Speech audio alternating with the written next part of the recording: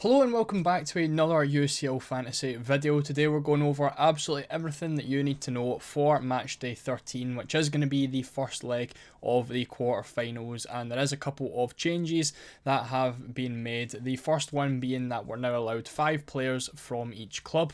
Obviously previous rounds it has been 4, we're now getting the extra player due to the fact that there's obviously less teams, which is ideal obviously when trying to target some of the easier fixtures. You can now get 5 players from the likes of PSG, Barcelona, players and teams with the easier fixtures.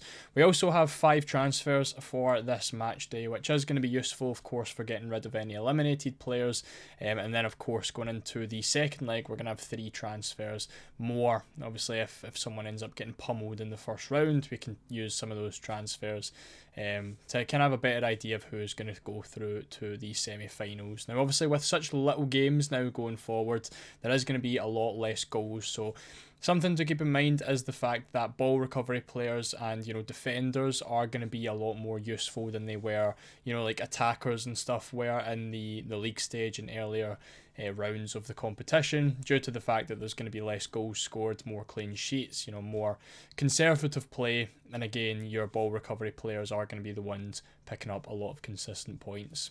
Now before we get into all of the stats and stuff, there is a huge injury list that we're going to have to go through first, with a lot of popular players now ruled out for matchday 13. Again, a lot, basically I think all of our teams apart from PSG and Aston Villa have actually been hit by this. Gabriel and Timber out for Arsenal. A lot of people ended up bringing those kind of players in, with Arsenal having PSV at home in the last round. So that's going to be a transfer for a lot of people. The good thing is, last round in the round of 16, there wasn't too many upsets, so I don't think many people should have a lot of eliminated players unless you went like really heavy on Liverpool to beat PSG. So you should have enough transfers. Obviously we've got 5 moves to make to be able to get out your eliminated players and also any of your injured players, because there is quite a lot of popular ones. The likes of Upamecano in there is ruled out for a few weeks. Neuer's still out. Alphonso Davies, if you picked him, is out until there is I believe he's out till next year. He's out for quite a while. Courtois is a doubt. I think Lunin is also a doubt, so if you were looking for a Real Madrid goalkeeper, he probably isn't in the game, but I think he is expected to be back for the first leg, so that's good news if you do have Courtois, but it's just something to keep an eye on. Dumfries is out, again a very, very popular pick in the Inter defence. He's going to be out for a couple of weeks. Taremi also out for a couple of weeks, who was a nice differential that a lot of people did pick in the second leg of the round of 16. Dani Olmo, a popular one, ruled out for a couple of weeks as well. I believe he's supposed to miss both matches, so if you were even considering like keeping him on the bench or something, I definitely wouldn't do that.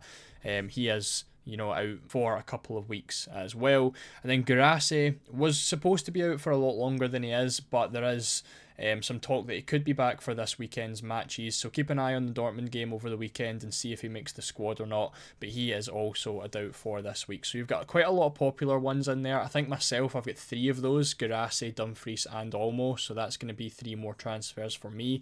But yeah, just something to keep in mind if you have anyone on this list. As far as the projections goes, in terms of teams looking likely to go through, obviously we'll want to try pick as many of those as possible so we don't have a lot of needed transfers. It's better to kind of have that luxury to pick the players you want rather than the players that you have to get rid of. Real Madrid are given a 62% chance of going through. Again, these odds aren't going to add up to 100 every single time. I've taken it off of the odds checker website, in which it's just the odds for each team to qualify. So yeah, 62% for Real Madrid. I was expecting that to be a lot higher, especially with the amount of injuries to the Arsenal defence at the minute. But again, Vinicius Junior, Mbappe, the fact that Timber's injured and Gabriel is injured, both, well, Timber maybe making the squad, but Gabriel specifically being injured is going to make that defence a lot weaker. And again, Vinicius Junior and Mbappe are definitely the players that you want to be getting there to, target that. Barcelona given an 80% chance of going through. Barca and PSG both an 80% chance. They are the ones, obviously with the most chance of going through. I think they are the two favourites for the competition now as well. So, if you can load up on Barca and PSG, that's definitely what you want to be doing. PSG have so many good players that you can get. Hakimi, Mendes, Marquinhos, I think, is suspended for this match. And then you've got Pacho as well in defence, who are all fantastic. Midfield, you've got Dembele, Vitinha, really good option. João Neves is really good. Obviously Kvaratskhelia, if he's going to play every single match. Barcola, there's so many good PSG players that you can go for, which is ideal. Barca, a little bit less, obviously with the Dani Olmo injury. Up front, you've got Yamal, Rafinha, and Lewandowski, and then the defence isn't as good. You don't really have a lot of attacking defenders in there, but Koundé is probably going to be your best option there. Then for Bayern and Inter, it's a little bit closer. 59% for Bayern, 40% for Inter. I personally believe, I would back Inter to go through in this match. I don't think Bayern are as good as they're made out to be, but obviously the odds say a little bit different. But I do think that is going to be a close one, depending on who goes through. So if you're going to try and pick a match to go for, both teams. I think for Dortmund and Barca, you want all Barca players. PSG and Villa, you want all PSG players. I think if you're going to split evenly, I think Bayern and Inter is definitely the one to go for. But obviously with the amount of, popular players injured for Inter Milan and the minutes risks for a lot of them, maybe you don't want to, go too heavy on those guys.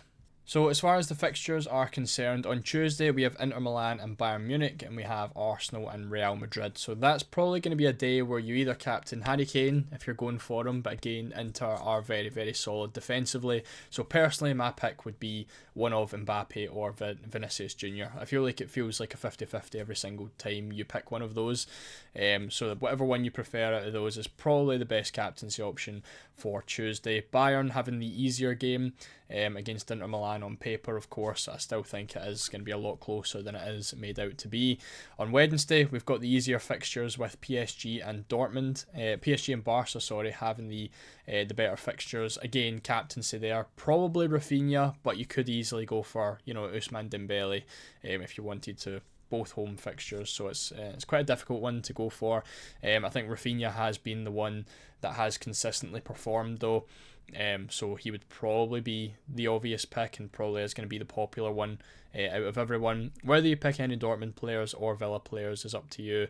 Personally, I'd be trying to get them out as quick as possible because I don't see them making it through to the next round. And again, Barca and PSG are definitely the teams that you want to be loading up on at the minute. So speaking on PSG and Barcelona, they are the two teams with the highest clean sheet odds as well. So again, defensive wise, PSG are looking fantastic. Again, Mendes, Pacho, Hakimi is definitely going to be the best triple up for PSG defence. They have the highest clean sheet odds. Pacho obviously gets in with loads of ball recoveries, and then Mendes, Hakimi, very, very attacking. So you can definitely get attacking returns from those guys. Barcelona, Szczesny in goal, the best value goalkeeper in the game. I think he's only 4 million, which does put him as one of the cheapest in the game. Ter Stegen is back in training. Whether he gets his spot back is still to be seen, but a lot of the Barca fans, from what I've seen on Twitter, really, really like Szczesny and don't see him losing his spot. So hopefully, fingers crossed, as someone that does own Szczesny, he does keep his spot throughout the entire campaign.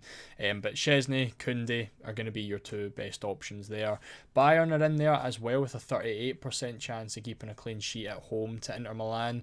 Again, still think that is, very high for what I do think is going to happen in that match, because I think Inter are being very, very much underestimated. Again, if Upamecano is injured, Kim is still a really good pick. The high clean sheet odds are there if you want to go on paper, and Kim is obviously really good for ball recoveries as well.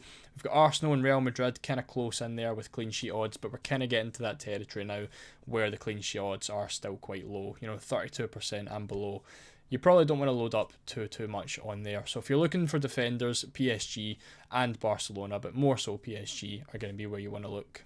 For goal odds is the exact same, but this time Barcelona on top with a 48% chance of scoring 2.5 or more goals. So again, if you haven't already, get in Lewandowski, get in Lamine Yamal, get in Rafinha, more specifically Rafinha, because, you know, if you don't have Rafinha already, what are you doing? You know, he's definitely been the best player in the competition so far.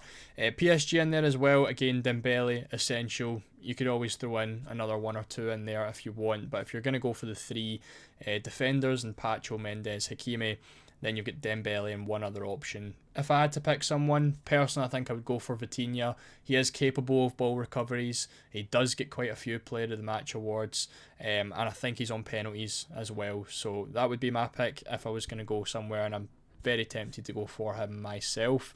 And then again, below those two, it's very, very, you know, low chances. I said this at the start of the video, there's not going to be as many goals in this stage of the tournament, so you want to be getting ball recoveries and you want to be getting, you know, defenders with a decent chance of a clean sheet.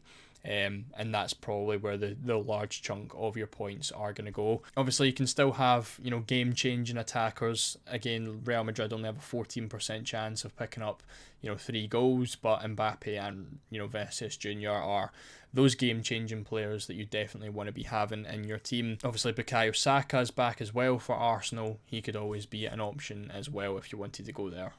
Then finally, these are your top 10 players for ball recoveries at the minute. Again, as I said, Marquinhos is currently suspended for the first leg, so he could be an option potentially in matchday 14 with one of your 3 transfers. But again, Pacho in there, Upamecano injured, but you've also got Kim, who is alongside him at 5.2 million. He's also really good for ball recoveries. Schlotterbeck, if you have him against Barcelona, I don't think it's, you know, absolutely essential to get rid of him. I think if you've got injuries and eliminations, obviously look to that first. I think you could keep Schlotterbeck because he is good for ball recoveries. Last year's UCL fantasy, he was fantastic, along with Mats Hummels for ball recoveries. So I think he's still a decent one to keep in if you know, ideally you can get him out for another defender, but if you, like, I wouldn't be taking a -4, is basically what I'm trying to say. I think he is still a pretty decent option. He can pick up 3 or 4 points, even if they don't keep a clean sheet.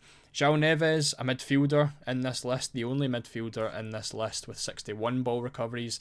Again, worth keeping in mind that the top 5 are, you know, fairly like a good distance between Schlotterbeck and Neves, with 15 ball recoveries between them. Emre Can's in there, Nuno Mendes and Hakimi. Definitely would be looking to try get those 2 in. And then we've got Ryerson as well. So a lot of it dominated by PSG and Dortmund. We've got no Barca players in there, no Real Madrid players in there, no Inter players in there. So just something to keep in mind. Obviously, the PSG players are really where you want to be looking with such a high chance of going through as well.